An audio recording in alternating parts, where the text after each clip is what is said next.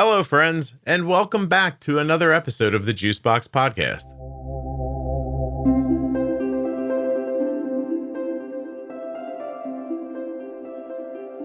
All right, Jennifer, here it is. We're moving.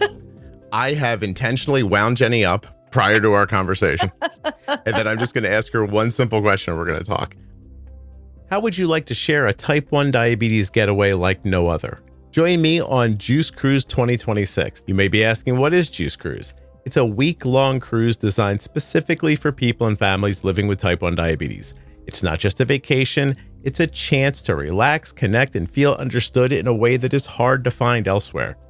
We're going to sail out of Miami, and the cruise includes stops in Coco Cay, San Juan, St. Kitts, and Nevis, aboard the stunning Celebrity Beyond. This ship is chosen for its comfort, accessibility, and exceptional amenities. You're going to enjoy a welcoming environment surrounded by others who get life with type 1 diabetes. I'm going to host diabetes-focused conversations and meetups on the days at sea. There's thoughtfully designed spaces, incredible dining, and modern amenities all throughout the Celebrity Beyond. Your kids can be supervised, and there's teen programs, so everyone gets time to recharge. Not just the kids going on vacation, but maybe you get to kick back a little bit too. There's going to be zero judgment, real connections, and a whole lot of sun and fun on Juice Cruise 2026. Please come with me. You're going to have a terrific time. You can learn more or set up your deposit at juiceboxpodcast.com/juicecruise. Nothing you hear on the Juicebox Podcast should be considered advice, medical or otherwise. Always consult a physician before making any changes to your healthcare plan. This episode is sponsored by the Tandem Mobi system, which is powered by Tandem's newest algorithm, Control-IQ Plus technology. Tandem Mobi has a predictive algorithm that helps prevent highs and lows and is now available for ages 2 and up. Learn more and get started today at tandemdiabetes.com/juicebox. Today's episode is also sponsored by usmed.com/juicebox. You can get your diabetes supplies from the same place that we do. And I'm talking about Dexcom, Libre, Omnipod, Tandem, and so much more. usmed.com/juicebox or call 888-721-1514. The podcast is also sponsored today by the Eversense 365, the 1-year wear CGM. That's one insertion a year. That's it. And here's a little bonus for you. How about there's no limit on how many friends and family you can share your data with the Eversense Now app. No limits. Eversense. All right, Jennifer, here it is. We're moving. I have intentionally wound Jenny up prior to our conversation. And then I'm just going to ask her one simple question and we're going to talk. What's been bothering you around diabetes? Anything? What can we chat about today? We need a break from the bolus for. Yeah, no, that's great. Yeah. Bothering. Oh my gosh. Excited about, bothered by, something you wish would change. Go ahead, Jenny. Be the king of the diabetes world. No, I can say, well, one thing as a starting on like a positive, I can say that I'm really excited about Twist. Okay, there you go. I really am. I think it's a step in the right direction in terms of what's being brought to the population of people with diabetes. It offers a lot more features that a lot of people are looking for, like targets that are lower, the way that the algorithm works, the fact that you've got control knobs that you have a chance to turn. You know, with the DIY community as the initial piece to building the loop, tide pool loop within the Twist pump. It's got a solid foundation to it. Yeah. And it was built by people, like the base of it is built by people who knew that there could be something different. So if I'm excited about something, that is it. I'm also excited that they chose to go with different CGMs. Yeah. Which ones are they available with now? So the Libre 3 Plus and then the Eversense 365. Okay. Do you think Dexcom will jump on, do you think? You know, I don't know. I've asked and I expect that it's in the pipeline just in terms of interoperability, right? All of the systems are hoping at some point to have a little bit more pick and choose person to person, which I think is valid given that some people can use some sensors, some people can't. Right. Right.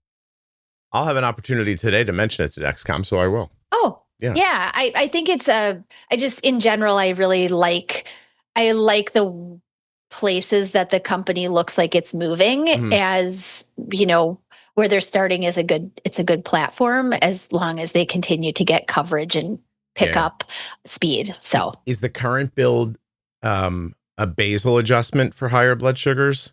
It is. It is. So it's only for those who understand loop to begin with, it's really only temp basal strategy. It doesn't yet incorporate auto bolus strategy. Okay.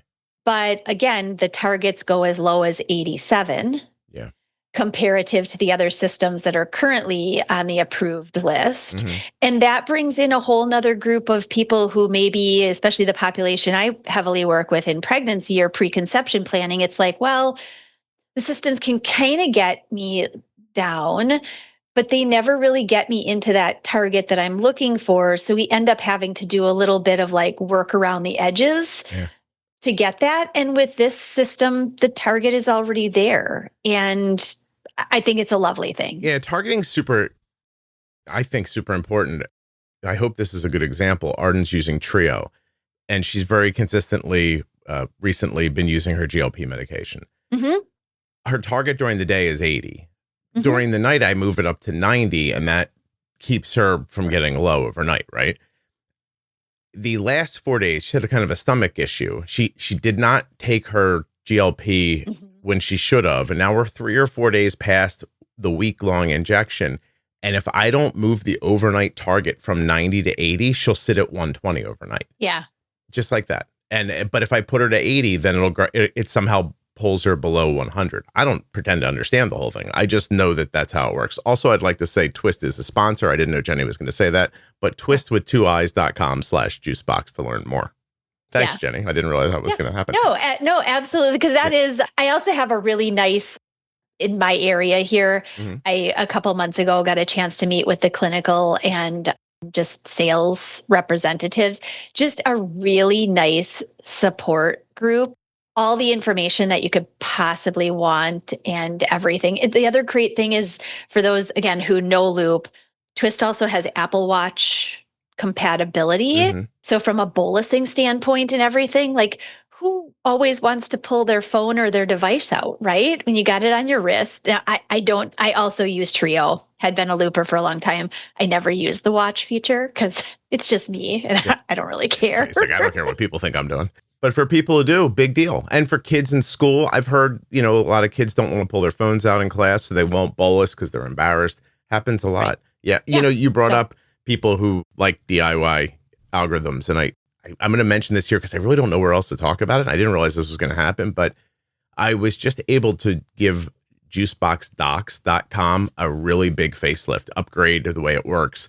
So if you don't know, people who listen to the podcast will reach out and say, hey, listen, I've got a doctor, an endocrinologist, a nurse practitioner. They're really great. And, and we started keeping a list. There's like 160 doctors on that list now.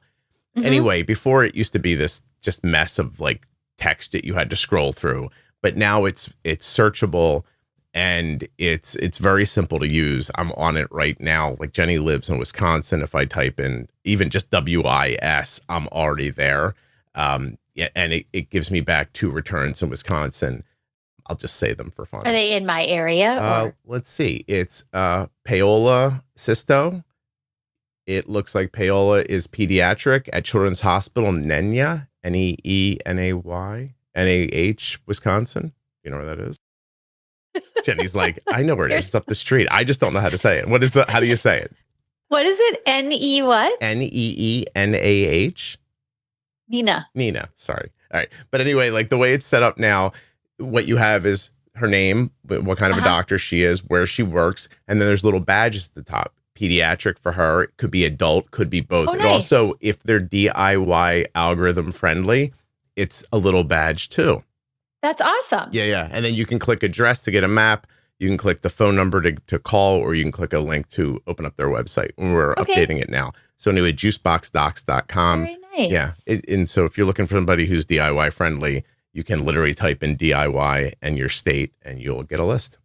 That's awesome. And, the doctors who are more DIY friendly would also be the ones who just in general, even if you're not looking for that, it does give a visual. And I think this is another positive note to make. It's like finding somebody who is out of the box thinker. That's what I think when I see somebody marked as DIY friendly or willing to work with, Loop or willing to do this kind of thing. They're just thinking outside the box. They're thinking in the terms of, this person needs individualization. They haven't found it here. I have to be able to help them. And that's super awesome. The list started years ago as a list of doctors who wouldn't laugh at you if you went in and said, hey, I listened to a podcast and this is what I figured out. That is really where it started. So, but it's grown since then. And through the magic of AI coding, because I'm not a coder. I don't know how to do it.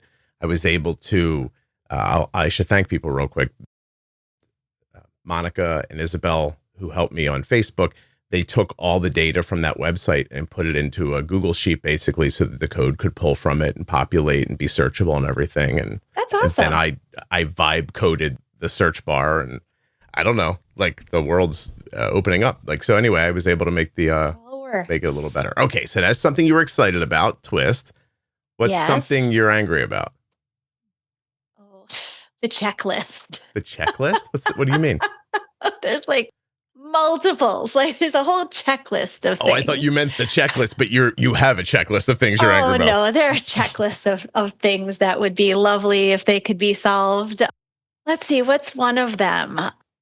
Well, I think as we were just talking about some positives, like with Twist, I think it's that if there weren't halting factors in getting adjustments to our technology, the way that technology moves in terms of updates for what the diabetes community wants, it's slow. Yeah.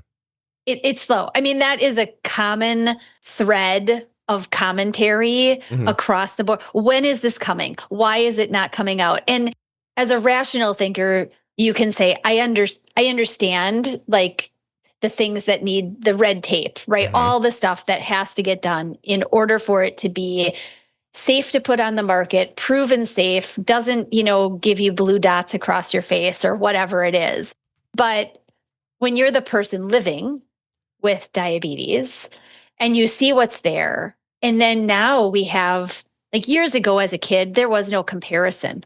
You got what you got, right? There was no online community. There wasn't the DIY community. I think that's the biggest piece that puts this in people's mind as, why can't you move faster and make changes? Right. There are these people that most of them aren't even getting paid. Handful of people spread out across the map who are volunteering their time and either writing big chunks of code or small bits or helping QC stuff or write out documentation so that you can understand what you're looking at and look how quickly it moved.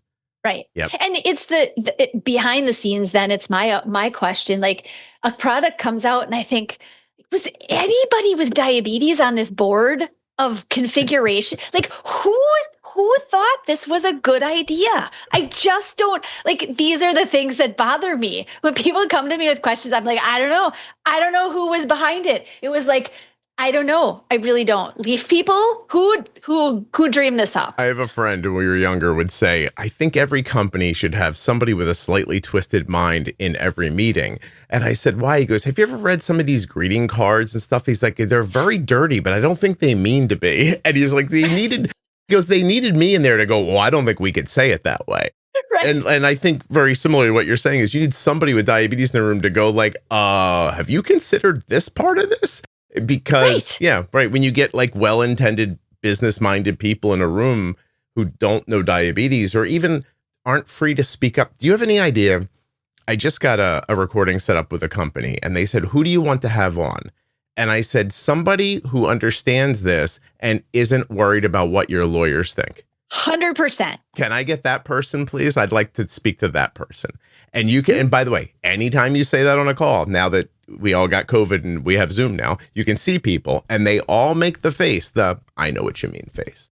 I know that we send people out who just blah, blah, blah, talk in circles around stuff and won't say anything. I want somebody with some autonomy. Like, right, if they can't answer the question for real, then what's the point of all this, really? Today's episode is sponsored by a long-term CGM that's going to help you to stay on top of your glucose readings, the Eversense 365. I'm talking, of course, about the world's first and only CGM that lasts for 1 year. 1 year, one CGM. Are you tired of those other CGMs? The ones that give you all those problems that you didn't expect? Knocking them off, false alerts, not lasting as long as they're supposed to? If you're tired of those constant frustrations, use my link, eversensecgm.com/juicebox to learn more about the Eversense 365. Some of you may be able to experience the Eversense 365 for as low as $199 for a full year. At my link, you'll find those details and can learn about eligibility. eversensecgm.com/juicebox. Check it out. I used to hate ordering my daughter's diabetes supplies. I never had a good experience, and it was frustrating. But it hasn't been that way for a while, actually for about 3 years now, because that's how long we've been using US Med. usmed.com/juicebox or call 888-721-1514. US Med is the #1 distributor for Freestyle Libre systems nationwide. They are the #1 specialty distributor for Omnipod DASH, the #1 fastest growing Tandem distributor nationwide, the #1 rated distributor in Dexcom customer satisfaction surveys. They have served over 1 million people with diabetes since 1996, and they always provide 90 days worth of supplies and fast and free shipping. US Med carries everything from insulin pumps and diabetes testing supplies to the latest CGMs like the Libre 3 and Dexcom G7.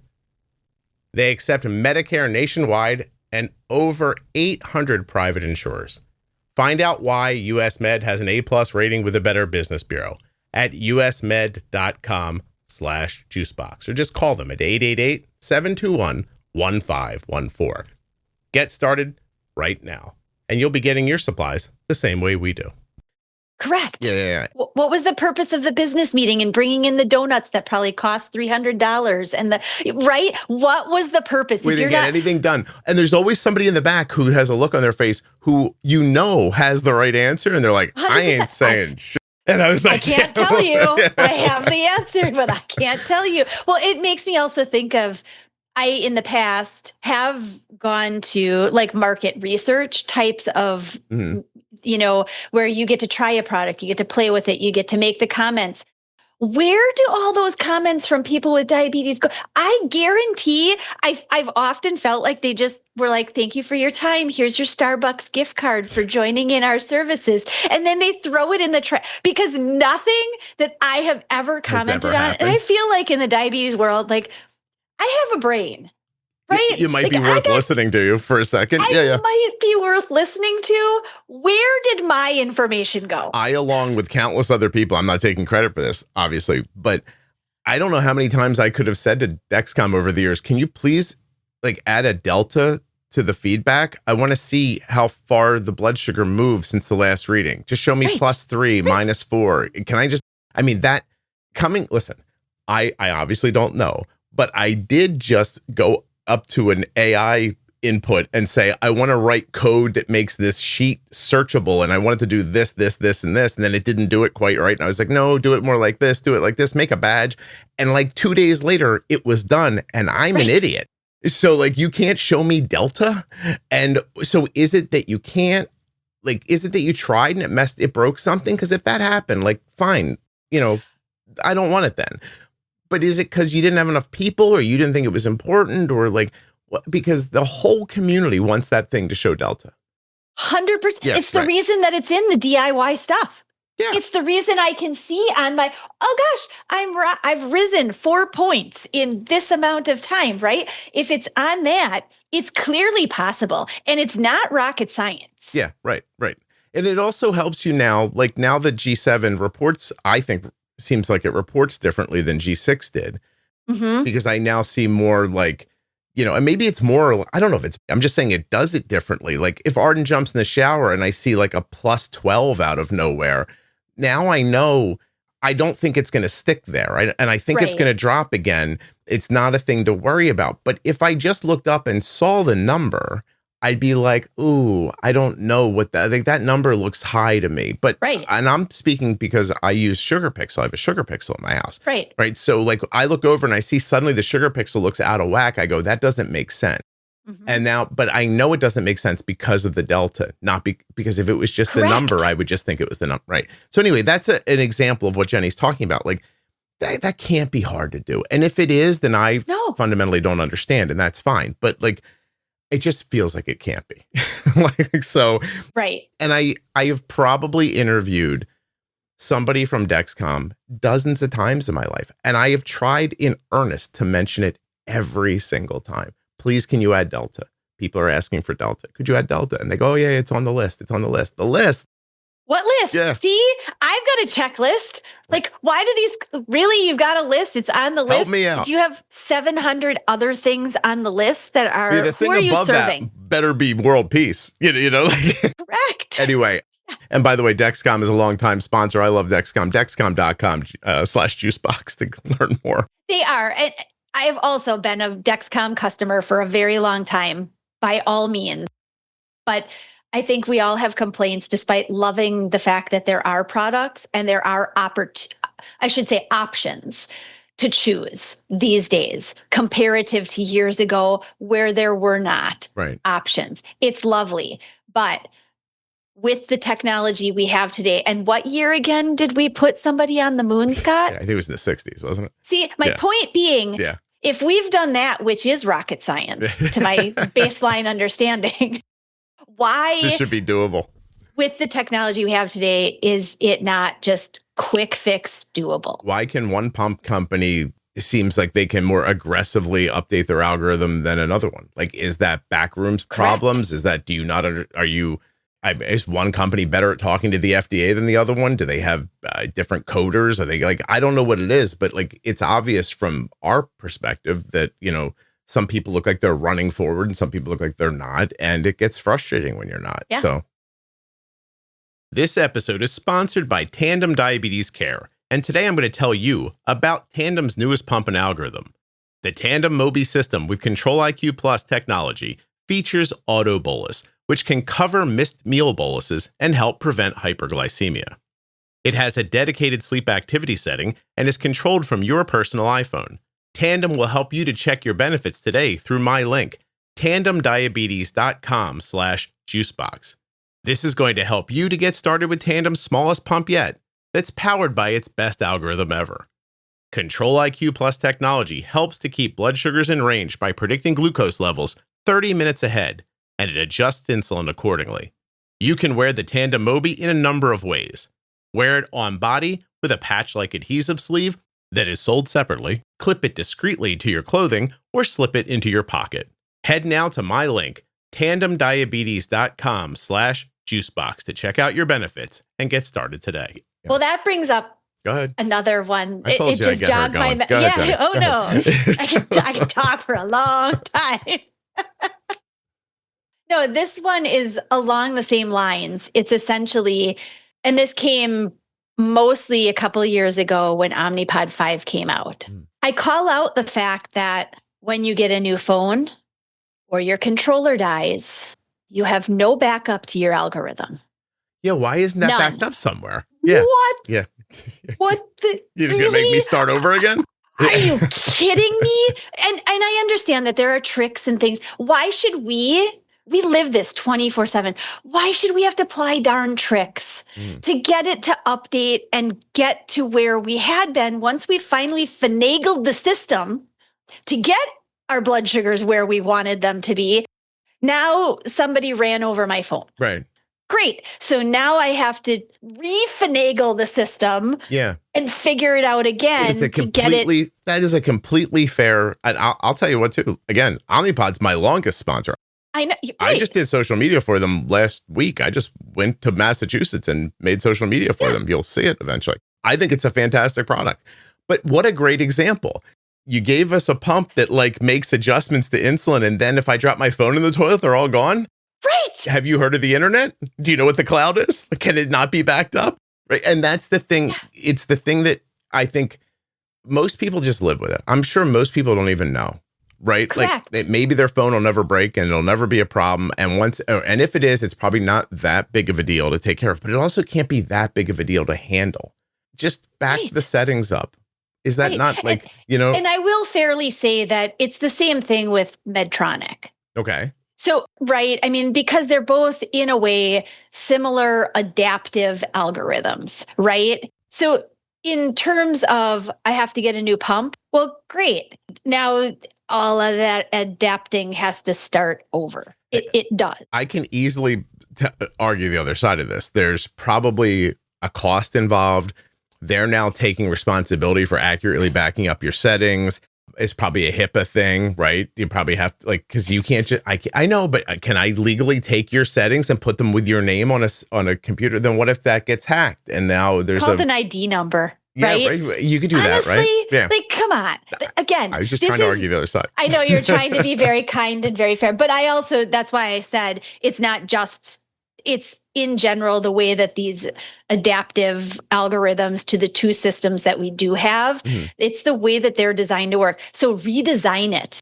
There is no reason that what the system has adapted to doing can't live someplace with your ID number A6942 instead of your name. Right. And then it gets, oh gosh, identify, and I dump it back in and whoop, I'm all up and running again. Come on. I'm not saying that you're not right. Yeah. So everybody could be doing, and it's funny. Am I allowed to say this? I just signed it. I just signed an NDA. What did it say? Hold on a second.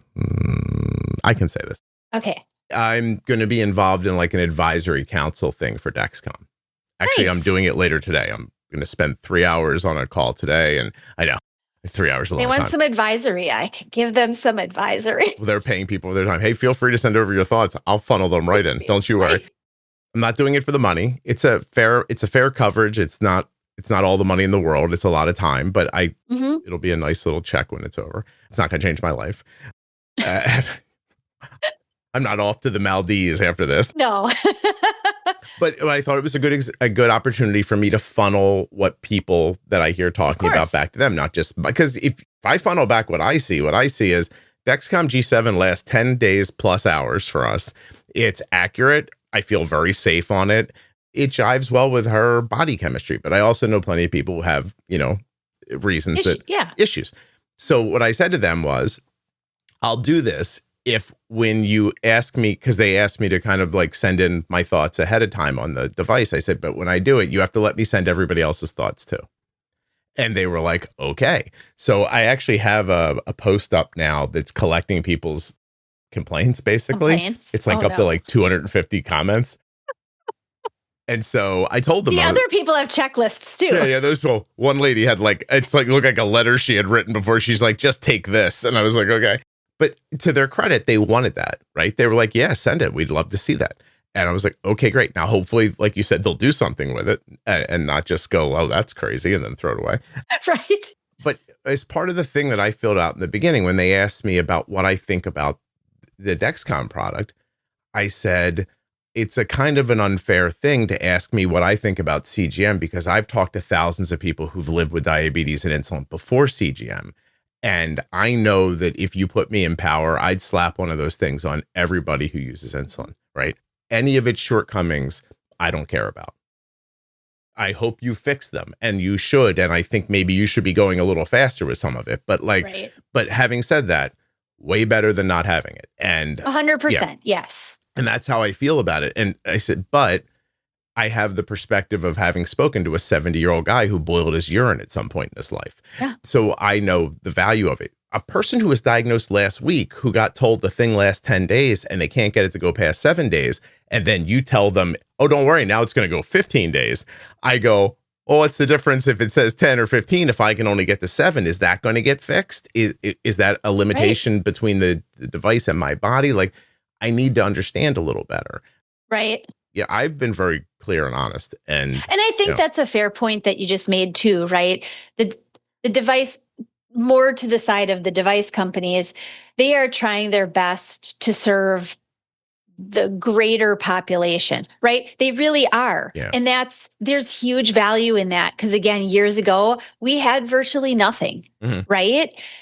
But the bigger piece to that being with CGMs, we all have under skin differences. And it's very visible when you look at who can utilize one sensor versus not another sensor. And even within one family, I have a family I work with 2 little kids, both young. One of them can wear the Libre 3 with phenomenal results. Put a Dexcom on that child, and it is all over the place. Doesn't work. Yeah. The other child absolutely does beautifully with the G7. Phenomenal. They're in the same family. Yeah. They're 100% gene related, right? Like, and I've tried to make this point when I've interviewed companies in the past, like you're asking them to make a mechanical device that goes under your skin and works exactly the same way from person to person to person. And it's never going to work that way. Yeah. And it is phenomenal how well it works now. When you're asking for criticism, it gets funny when people are like, oh, this happens to me all the time or that. But we don't talk about it the other way, which is for a mass amount of people, it works great and it's saving people. Like it really is in a multitude of different ways. Yeah. I told them, I said, I think my daughter is healthier, safer, happier, less encumbered, all because of Dexcom. Absolutely. 100%. Do I wish that I wouldn't like have her turn to me a couple times a year and go, what happened here? The wire popped out of the top when I was trying to put it in. Yeah, I'd like for that not to happen. Right. Yeah. Also, it's happened, 3 times in the last 4 years. So like, I don't know, like, thank you is usually what I end up with. I usually end up with thank you. But if you're looking for to improve, here's my list. Right. And I think that's what it is really. Well, and I think that also goes into another. I feel like I have a vision of both sides. I'm in the general population of people who still uses G6. G6 has always worked for me. It's lovely knowing how well it works, and I have coverage for it. I didn't switch to the G7 because I work with enough people who, as you just commented, have enough issues that I was like, why would I switch when something works? Yeah, right? Look at it change.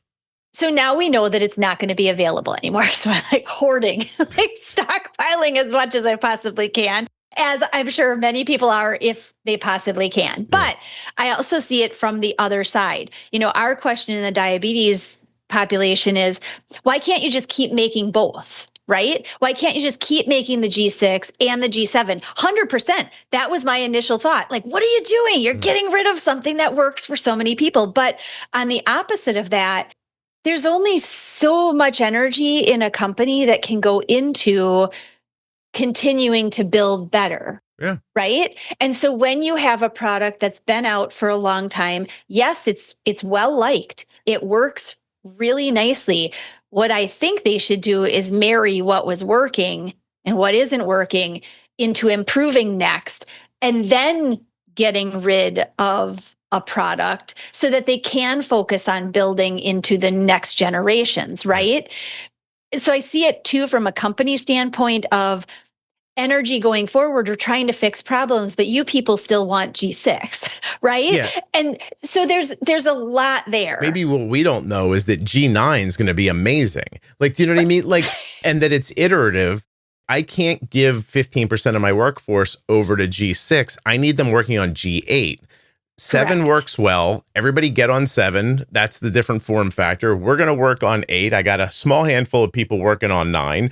And like, if you want to move forward, this is what progress looks like. Right. And it can't be perfect the whole way. In any other world except your health, people would go, oh, that makes sense. Correct. Absolutely. I mean, in terms of like if you take a car, right?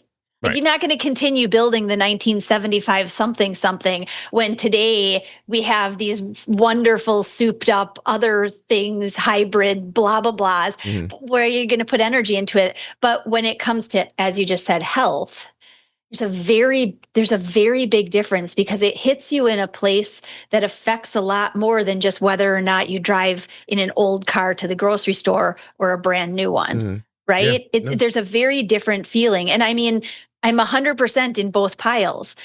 I want to keep my G6. I like it. I don't have issues with it. It works lovely for me. It works with my system. I don't have a glitchy looking system that does things all over the place, but I get it on the other way too. And you're going to be okay too. That's the thing that I've learned over time is that Arden's had diabetes for, a fair amount of time now. And it has always gotten better. Like, right. And I have felt at times like I was going backwards. But the truth is, in hindsight, it was 2 steps forward, 1 step back, 2 steps forward. We're farther ahead than we were when we stopped. Like, it might not be apples to apples. Imagine if back then I was yelling at the wind and I was like, I like the meter we have, don't change it. Then you don't get a CGM. Right. Yeah, I think your point's really well taken. There's only a certain amount of people in there. And I do think people get caught up in simplicity. Yes. This is going to sound like I'm apologizing for people. I definitely am not. But I see this argument a lot online. They'll tout how much money that Dexcom has in the bank because they're a publicly traded company. So they say, this is the money we have on hand, right? And they go, sure. You have all that money and you can't do this? There's a lot more to it than I'm not a great business mind, but you're paying, right. I think you're paying shareholders, you're paying employees, you're keeping business running. There's a lot happening. There is. I always end up saying the same thing. Thank God, Omnipod, Medtronic, Dexcom, Libre, Twist, any of these people, thank God they're doing this stuff. Because if they weren't, you'd get what you get and that would be it. Correct. Yeah. A lot of these pharma companies that used to have pumps wake up one day and decide they don't want to make pumps anymore and they're gone. Where's your, what's that one? The Ping. Where'd that go? The Animus? Yeah. That was a good one. Actually, the one that a lot of people really loved, and they used them until they were done and broken, past, it was the Cosmo, the Deltec Cosmo. Okay. That one was a phenomenal pump that any listeners who are old enough to have had it, they will say, I loved my Deltec. Well, here's the part you weren't thinking about. Whoever made that needed to make money so that they could keep making the Deltec Cosmo. And apparently that didn't work out so well. So yeah. I say, I think you need a community focus with a business minded engine. You know what I mean? Like you got to keep it going. So, okay. Well, that's 100%. That's why I said like in the initial stages of product and technology kind of development, you really do still have to, and 100% should be going to the diabetes community, and you should be asking what is working to begin with. Yeah. What are the pros of all of these things, and what isn't working? But why isn't it working? What's the cumbersome part? What's the pain in the butt part? What isn't working? I mean, now companies have even like Medtronic has their 7-day infusion set, right? Which is lovely. And a lot of people, I just talked to somebody yesterday who that's the reason her daughter chose Medtronic. They're fairly newly diagnosed. And I was like, wow, you chose Medtronic. And she said, we chose it because my daughter didn't want to change that infusion set so often. Okay. We can change it every 7 days. She's like, she doesn't care about the tubing. She's like, she wears the brick pump in a little carrying pouch. And she's like, outside of that, she likes it because that's a piece that her daughter really liked. MedtronicDiabetes.com/juicebox. Head over there now. Go. Thank you. There's almost no company you're going to mention that I don't have a link for. I can do all your little ads. I just want to say that right now. Them up. Where you at, Libre? Come on, let's go. All right, what else? So there's something that you were excited about, something that you were bothered by. What makes you hopeful? I think what makes me hopeful is the movement, while we haven't seen anything that is yet to be out of studies. It's the idea of a lot of the therapies, I guess that's not really the right word, but like stem cell, that whole kind of like encapsulated betas that we could have implanted. I mean, hey, despite not wanting something sitting under my skin, if something was like a yearly surgical, like you'd re-up of something, and it meant that I didn't have to have all the gadgets and the beeping and all of the stuff, heck, I'd be like in line because that would be pretty wonderful. So I have hope for a lot of those types of things. How do you stay hopeful for that when I'm already aware that we've been talking about encapsulation for like 15 years? For a long time. Yeah. How does that make you, I think I'm hopeful because coming from, I've had type 1 now for 37 and a half years. Wow. Right? Yeah. A little longer than that. I also had the original, in 5 to 7 years, it's going to be cured. But that whole idea has now changed into, they're still working on that piece of it. I think they've got a better understanding that because we do have such an individual nature within each of our bodies, and there is no proven reason. They haven't found the true reason that type 1 gets going to begin with. So to fix a problem, you have to have the reason for the problem, right? And because there are a myriad number of issues that could be the reason somebody ended up having type 1, then you have to fix like a million problems. Yeah. But so cure, I'm not, Big word. I don't want to say that I'm not hopeful for a cure, but in what I've lived through, I'm more hopeful for therapies that are going to actually navigate an issue that can't technically be solved, but there's an outside way to manage it, which was why I was so excited about the DIY kind of stuff to begin with, because that was hopeful. It was like, gosh, Close. Look, it's like getting easier, I guess. And diabetes, easy isn't a word that we use in diabetes, but it's getting easier to navigate life because of the things that are helpful in living it day to day. And so my hope is that some of these things that they're discovering with implantables and cells and not having to use immunosuppressive medication in order for them to work, things are also moving faster than they ever did before in that line. So I have a couple of thoughts. So the first thing is that I don't know that they're going to cure type 1 diabetes by solely focusing on type 1 diabetes. I almost feel like it's going to be more about the immune system and the immune response, right? Because I watch my daughter's life, or even people, adjacent to me. My son has Hashimoto's, for example. Like, you see where their like physical struggles are. It's all like inflammation, and it just like that to me is, I don't know if we're ever going to figure that out as a species or not, but like that's the core of the problem. I think you unlock that, I think you turn that one lock, it probably opens a lot of doors. Right. I am mostly hopeful that, honestly, that AI is going to help researchers move more quickly. That's kind of where my head is on that. Because I think asking one person to dedicate their life to something, they get 40 years into it and realize, oh God, I picked the wrong path. Like, I proved it wrong, but I'm done. I die. Like, I'm retiring, and like I didn't come up with anything except for don't worry about this, guys. To prove that this isn't the avenue. What a way to live your life. And by the way, thank you to those people. But maybe we can pull together all those ideas and have, a whiteboard. I found myself talking about this the other day too, and I do think it's another way people with diabetes are going to be helped in the short term. And that's, remind me, if I don't go back to short term, remind me to go back to it. But I've had a number of situations now where I've just sat people down in front of like in an LLM, and I was like, just explain all your problems to it, because it can keep it in its head, unlike a doctor can. Jenny can't. Like, you help a lot of people. You don't jump on every with the next client and go like, oh, I remember everything about you. Right. Having a place where all of your information is centralized and available to something that can consider it all and can see the internet and the ideas around health at the same time and maybe draw lines for you. That's all. I think that might be a really big deal. But short term, I find myself talking a lot to people about wasted time. Not to be too like hippy dippy, but I find that to be the greatest sin, is to waste time. Life is just too short to be giving time away for things. And I've had so many conversations with people who will look up and say, I can't believe I've had diabetes for 10 years. No one told me to pre-bolus. Like, my life has gotten so much better in the last 6 months. And then the next thing they feel is the sense of lost time.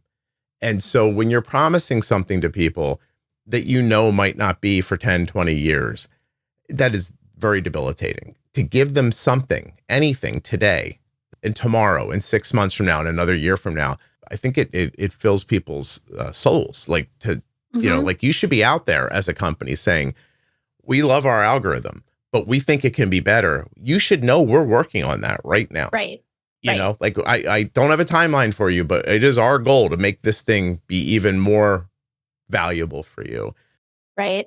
Well, and I think to define that too a little bit better, I understand that companies don't want to really disclose all their little secrets because, another company, but I do think that from the greater population of people with diabetes, the company ideas for where they're moving their technology, there should be more outreach panels to ask, hey, we're thinking about this in terms of it could do this better, or it could manage this better. What do you think about this? Or what are your ideas, right? Yeah. And I think they need to reach out more to the community to bring that in. Yeah. Well, get people's real experiences about how this works or doesn't work for them or what they could do better. Right. And collate the whole thing. Listen, I did it with people's struggles. I made a comprehensive list of the things people said they struggled with. Yeah. And a lot of what you hear in the podcast is predicated on what people need to hear because they told me where they're struggling. Like that should be. And also, listen, if all these companies don't have a complete understanding about how all the other algorithms work by now, like shame on them, I guess. You know, I once saw a truck full of EVs they were on the way to another EV company. So the one EV company bought every one of the cars from the other EV company and they were bringing it in to rip them apart to see how they worked. Like, sure, right. I mean, I assume that's how if you're not doing that, like, okay. And you're not doing something that you should be doing. Yeah. Jenny, here's an uplifting little thing. Oh, okay. Next April 2027. Do you know how long we will have known each other for? I would venture to estimate 12 years. 10. We're going to have known each other for 10 years. That's the first time you were on the podcast, April 2017. Okay. I was trying to estimate based on my younger son's birth because he was born in 2017. And I couldn't remember if it was that we had started then before. Maybe. Am I wrong? Have we known each other longer than that? So it could be he would have just been born. He would have been pretty young. Wait, you're right. We met in 2015. You were on episode 37 of the podcast, November. 37? So November 2025, we knew each other for 10 years already. Okay. How about, you know what hit me? I didn't even know. So I was right. You were right. Congratulations, first of all. My wife had said that I have to now tell you that I was wrong. I don't know. I think I've just been married a long time. She's been trying to make sure I know I'm not right about things. The reason it hit me so hard is because you were like, you know, I've had diabetes for over 37 years. And I thought, I've been making bumpers for you for so long that I've said Jenny Smith, a certified diabetes educator, has had type 1 diabetes for over 35 years, for over 30. I realized I've said like almost all those little like numbers along the way. And when you said 37, you even shocked me. And it made me feel like, I haven't updated Jenny's bumpers in a long time. But there you did it. Yeah, no, now I'm more aware of it. That's really crazy.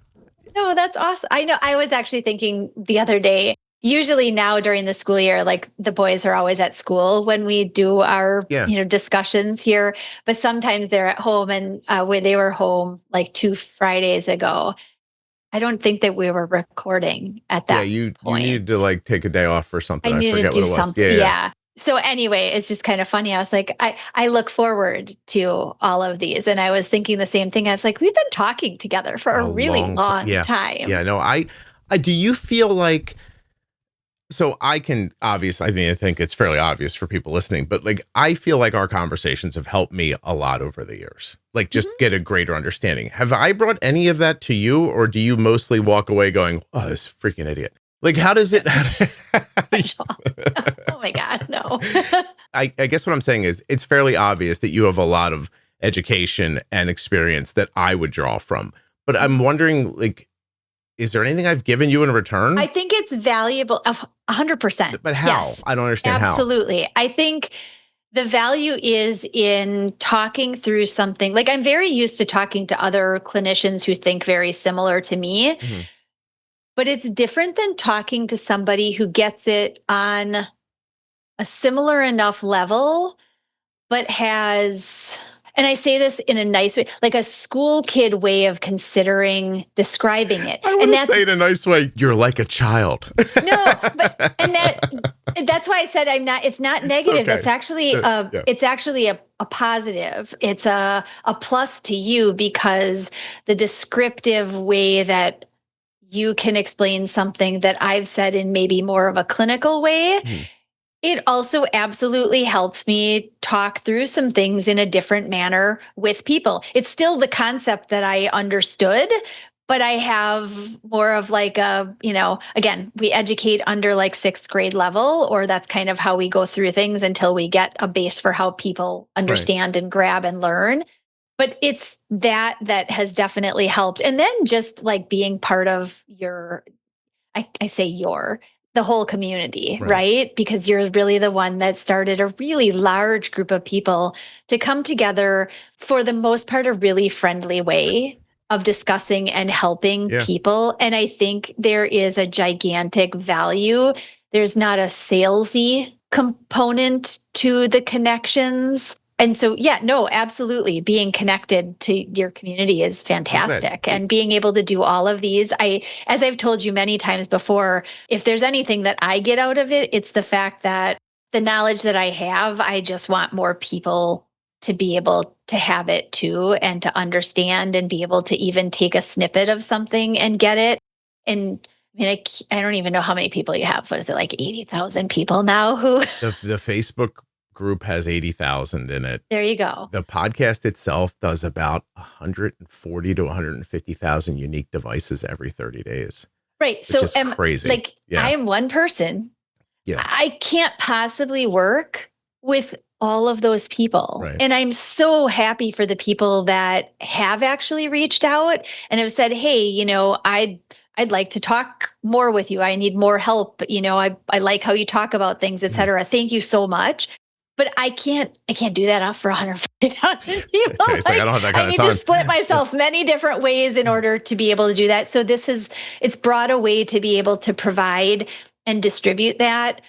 And I was going to say something as you were talking about the EV car company. Yeah. It kind of like rolls into this really. It's educators and endos should be doing something of the same. They should be looking at what is a successful like patient? Where have they gotten their information before they came to me, right? And or what are successful practices doing differently?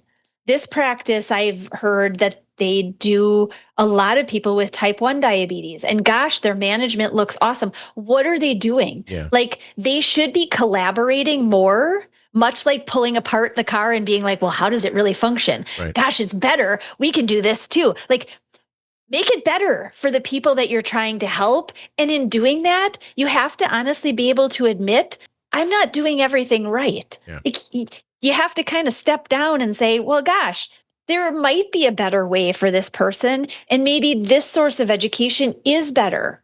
I want them to have that. That ability to say, I don't know, I might not know the best way, and maybe we should listen to somebody else. That's hard to get people to do that. It is really difficult. Yeah. Do you know there's a company that actually rips cars apart, breaks them down to their singular parts, and creates an instruction manual about how it was put together? So other car companies buy teardowns of cars. Really? Yeah. So there's a company that rips the car apart and basically reverse engineers the whole car. And then you, as another car company, might pay them $150,000, $200,000, hundreds of thousands of dollars just for the report, so that you can learn how a different car company built that car. I didn't know that. And I don't know that that's not like what you're saying is that, if you're a clinician in an office and everybody's failing, instead of looking at those people and going, you don't listen to me, maybe wonder what it is you're not saying to them, and then go find some people who are succeeding and ask yourself, why are they having better outcomes? Right. Like what can we steal from them? What can we do better? I mean, honestly, I think that's kind of the core of why I've always tried to make the podcast more aspirational. And I end up saying this a lot, and I apologize for it. But when I started doing this, people told me, do not share how you help your daughter. Like, that's dangerous. And I was like, I think that's wrong. And I think we should be telling people how we're doing something. Not that I'm 100% right, but so you might hear something in what I said that just lights a fire for you. That resonates. Yeah, why not?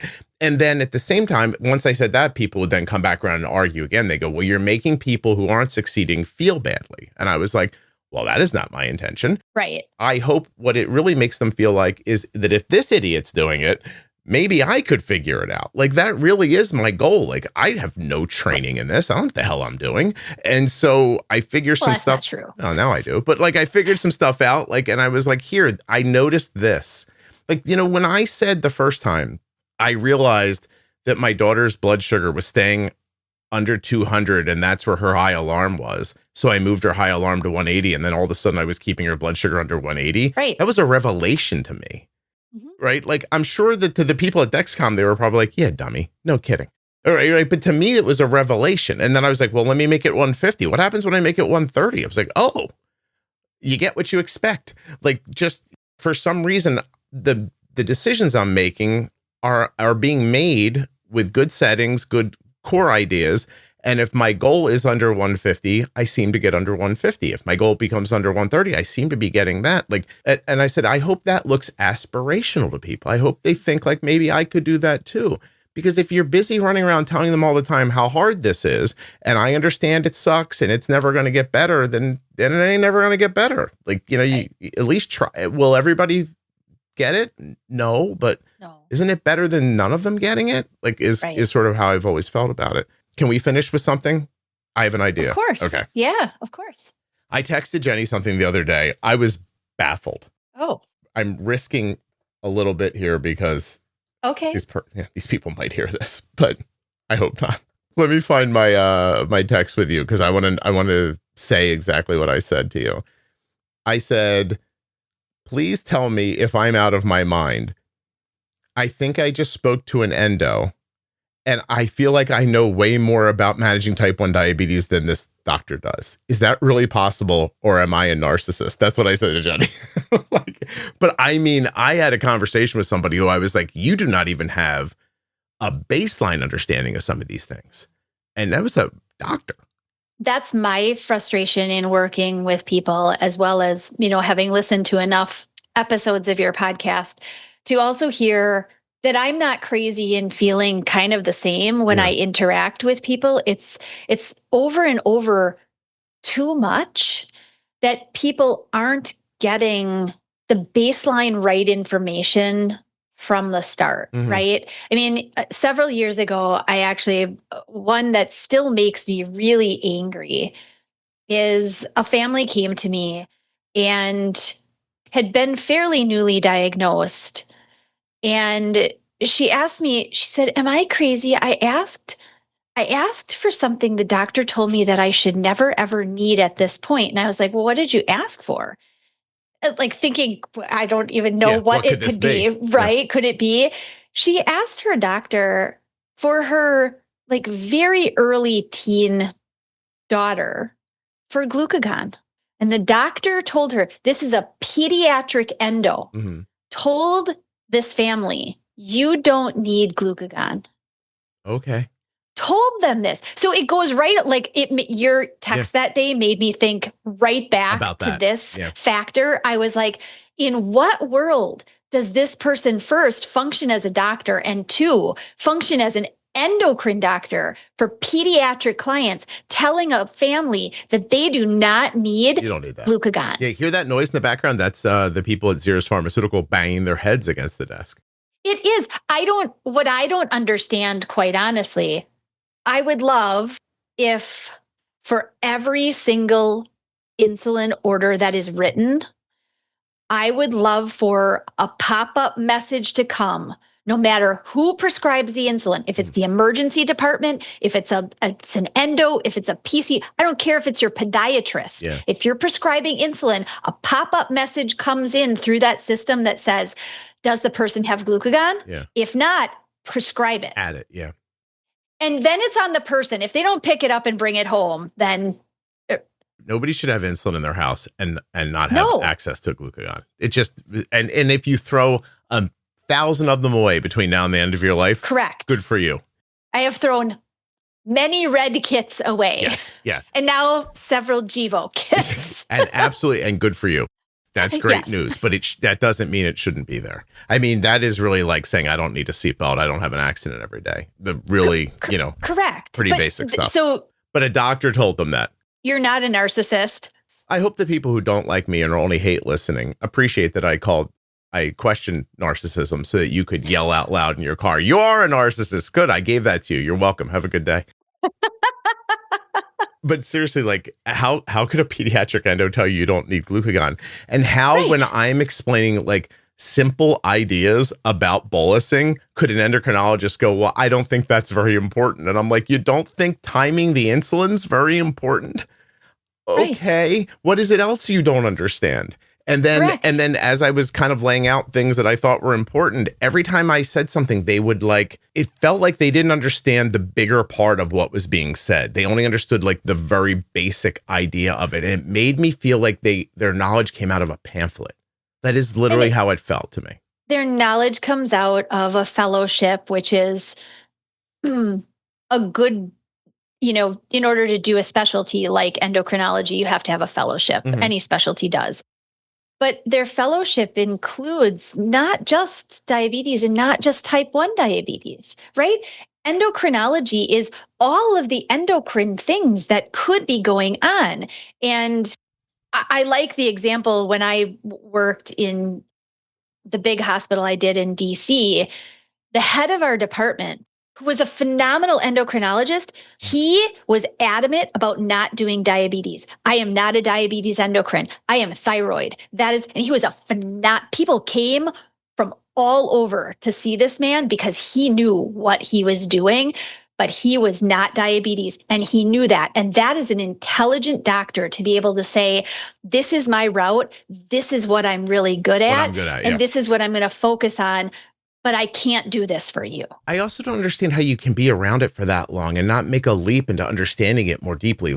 Correct. Even if you just look at the Grand Round series, after Jenny and I made the Grand Round series, I kept interviewing doctors and clinicians for a while to add to it, right? Nader Kasim, Jessica Hutchins, Dr. Marwa, Dr. Muller, who else? There's that guy, John, what's his name? John Oden. These people, they have a deep understanding of what they're doing, right? And the other person I talked to is no smarter than they are. It just feels like these people are more interested and more desirous of understanding things deeply. And right. It's just fascinating because as I was saying, again, I don't want to be too detailed, but I was saying some pretty basic things. And they looked back at me like, what are you talking about? What are you talking about? Yeah. I was like, I said, well, what about fat? How do you talk to them about bolusing for fat? She said, I would appreciate if you didn't bring that up while you were here. And I was like, okay, well, all right. I said, well, maybe you don't want me there then. Maybe I'm the wrong person. Right.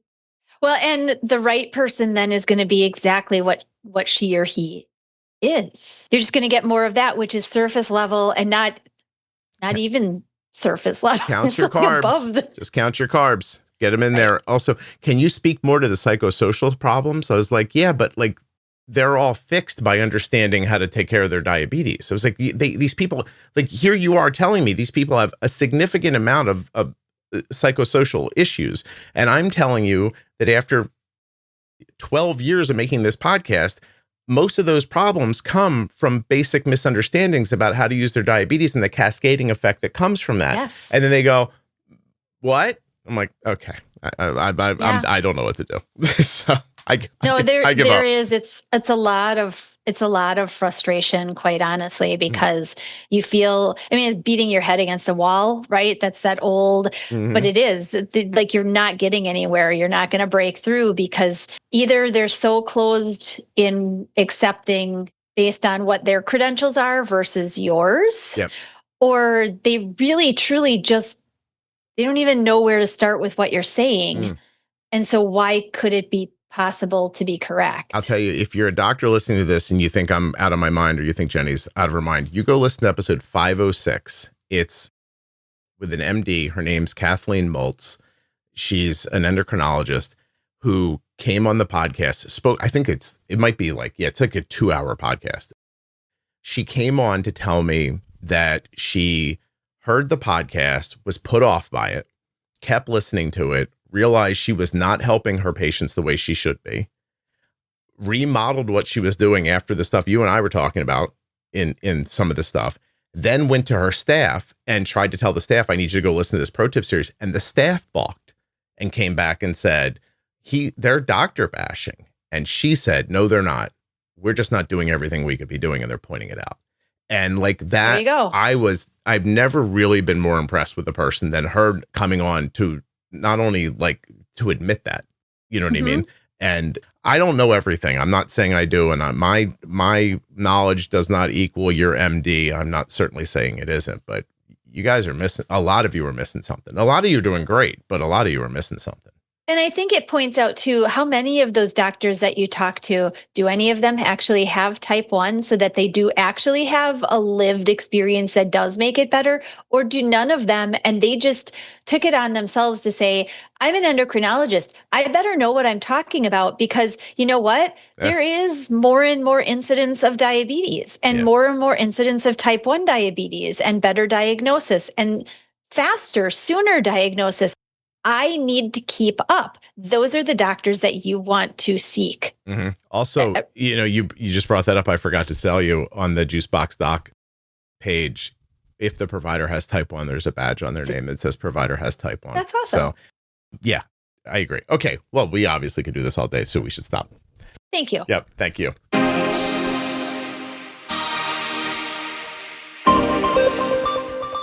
Today's episode of the Juicebox Podcast was sponsored by the new Tandem Mobi system and Control-IQ Plus technology. Learn more and get started today at tandemdiabetes.com/juicebox. Check it out. The podcast episode that you just enjoyed was sponsored by Eversense CGM. They make the Eversense 365. That thing lasts a whole year. One insertion every year? Come on. You probably feel like I'm messing with you, but I'm not. EversenseCGM.com/juicebox. A huge thanks to US Med for sponsoring this episode of the Juicebox Podcast. Don't forget, usmed.com/juicebox. This is where we get our diabetes supplies from. You can as well. Use the link or call 888-721-1514.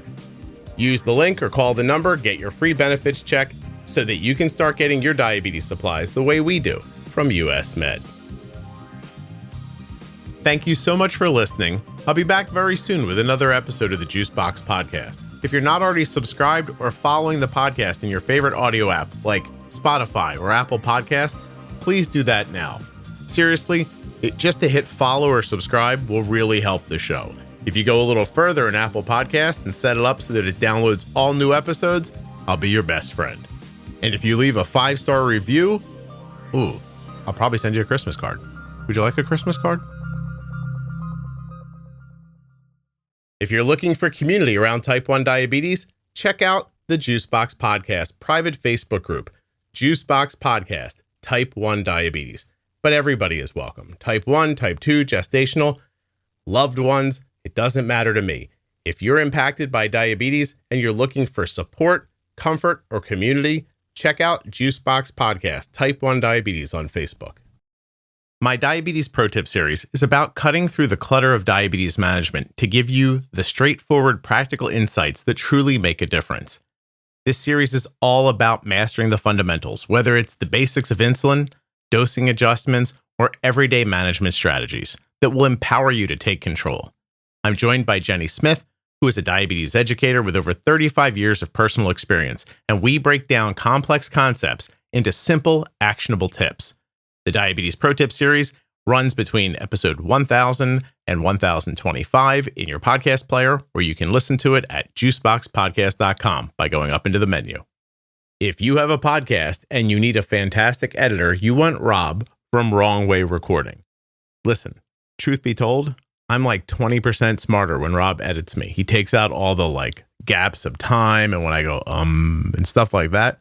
And it just, I don't know, man. I listen back and I'm like, why do I sound smarter? And then I remember, because I did one smart thing.